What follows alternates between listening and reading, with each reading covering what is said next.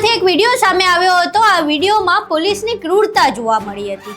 એક તો ખેડૂતની જમીન તેમની મંજૂરી વગર વીજ પોલ નાખવાના અને ખેડૂત વિરોધ કરે તો પોલીસ અધિકારીએ શું કર્યું તો એનું ગળું દબાવ્યું।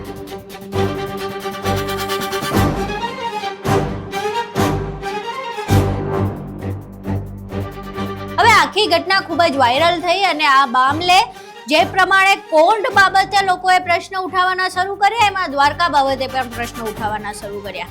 આ આખા વિડીયો સામે આવ્યા બાદ હવે પાલ આંબલિયાની પ્રતિક્રિયા સામે આવી છે। પોલીસની સરકારની હિંમત કેવી રીતે થાય કે ખેડૂતના ગળા ઉપર હાથ નાખે? અને શું તમે માત્ર ને માત્ર કંપનીઓ માટે કામ કરો છો? આખી ઘટના શું છે તેના વિશે વિગતે ચર્ચા કરીએ। નમસ્કાર, તમે જોઈ રહ્યા છો ચક્રવાત ન્યૂઝ, હું આપની સાથે એમ।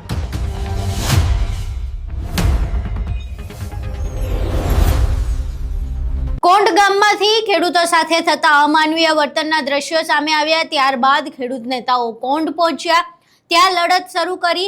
હજુ તો કોંડની લડત પૂરી નથી થઈ ત્યાં દ્વારકામાંથી વિડીયો સામે આવ્યો જેમાં પોલીસ સાવ નિમ્ન કક્ષાએ પહોંચી ગઈ અને ખેડૂતનું ગળું દબાઈ દીધું। આ વિડીયો સામે આવ્યા બાદ હવે ખેડૂત નેતા એવા પાલ આંબલિયાની આ મામલે પ્રતિક્રિયા સામે આવી છે અને તેમણે આ વિડીયો અને જે પોલીસ અધિકારીનું વર્તન છે બંનેને આડે હાથ લીધા તેની ટીકા કરી છે। અહીં સાંભળે પાલ આંબલિયા સમગ્ર મામલે શું કહી રહ્યા છે।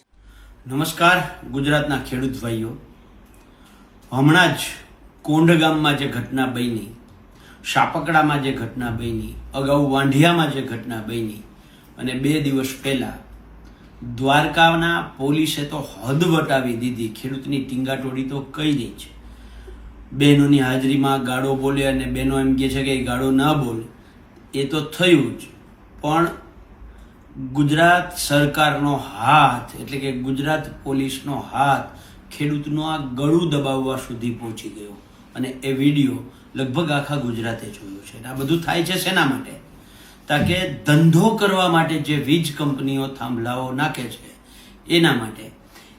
જે દ્વારકાના લાલુકા ગામમાં જે ખેડૂતનું ગળું દબાવવાનો પ્રયત્ન થયો એ જ અવાડા કંપનીની લાઈનમાં બાજુના ખેડૂતમાં ગઈકાલે ખેડૂતનો મને ફોન આવ્યો કે પાલભાઈ, આ કંપનીએ અમારા ખેતરમાંથી અમારું પોતાનું પ્રાઇવેટ ટીસી જે હતું એ પાડી નાખ્યું, થાંભલા પાડી નાખ્યા અને એના તાર પણ તૂટી ગયા। પીજીવીસીએલ સામાન્ય રીતે ખેડૂત ટ્રેક્ટર હાંકવાથી જો થાંભલો પડી જાય તો પોલીસ ફરિયાદ કરે છે। આમાં પીજીવીસીએલ પોલીસ ફરિયાદનો પ હજી સુધી બોલી નથી। કેમ પીજીવીસીએલે પોલીસ ફરિયાદ ના દાખલ કરી? પણ પ્રશ્ન એ છે કે પોલીસની સરકારની હિંમત કેવી રીતે થાય કે ખેડૂતના ગળા ઉપર હાથ નાખે? અને આશ્ચર્ય અને દુઃખજનક બાબત એ છે કે જે ખેડૂતના ખેતરમાં આ પોલીસે ગળામાં હાથ નાખ્યો એ જ વીજ લાઈનનો તાર પસાર કરવા માટે ખેડૂતને નથી કલેક્ટરની નોટિસ આપવામાં આવી કે નથી કલેક્ટરનો હુકમ થયો।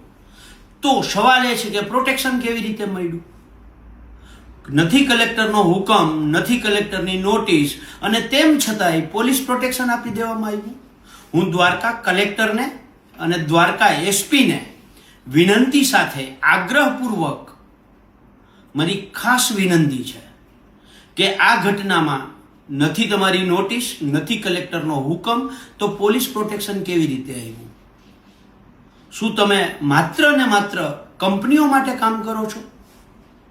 જો ના તો તપાસ કરો અને જે કોઈ અધિકારીઓ છે પોલીસના ત્યાં જે વગર પરમિશને પોલીસ બંદોબસ્ત લઈને ગયા છે એમની સાથે કડકમાં કડક કાર્યવાહી કરવામાં આવે અને ડિસમિસ કરવામાં આવે અને એ જે તાર કંપનીએ દાદાગીરીથી પોલીસનું રક્ષણ લઈને બાંધેલા છે એ તાત્કાલિક ઉતરાવવામાં આવે, કલેક્ટરનો પહેલા હુકમ લઈને આવે અને ત્યાર પછી આગળની કાર્યવાહી કરવામાં આવે। જય જવાન, જય કિસાન। અહીં તમે પાલ આંબલિયાને સાંભળ્યા। હવે પાલ આંબલિયા ઓલરેડી જે કોંડ ગામમાં ઘટના બની હતી તેને લઈને વિરોધ કરી રહ્યા છે। 15 તારીખે કોંગ્રેસ દ્વારા ટ્રેક્ટર રેલીનું આયોજન કરવામાં આવ્યું છે જેમાં મોરબી અને સુરેન્દ્રનગરના ખેડૂતો મોટી સંખ્યામાં જોડાવાના છે। આ સિવાય સૌરાષ્ટ્રના પણ અનેક ખેડૂતો જોડાવાના છે। હવે આ તમામની વચ્ચે જ્યારે દ્વારકામાંથી આવો વિડીયો સામે આવ્યો ત્યારે હવે પાલ આંબલિયાએ દ્વારકા બાબતે પણ અવાજ ઉઠાવવાનું શરૂ કર્યું છે। હવે આખી ઘટનામાં પાલ આંબલિયાએ જે વાત કરી તે અને દ્વારકામાંથી જે દ્રશ્યો સામે આવ્યા હતા બંને વિશે તમારું શું માનવું છે તમારા મંતવ્યો અમને કોમેન્ટ બોક્સમાં જરૂર જણાવજો. વિડીયો પસંદ આવ્યો હોય તો વિડીયોને લાઇક કરજો, શેર કરજો અને અમારી ચેનલને સબસ્ક્રાઇબ કરવાનું ભૂલશો નહીં. નમસ્કાર.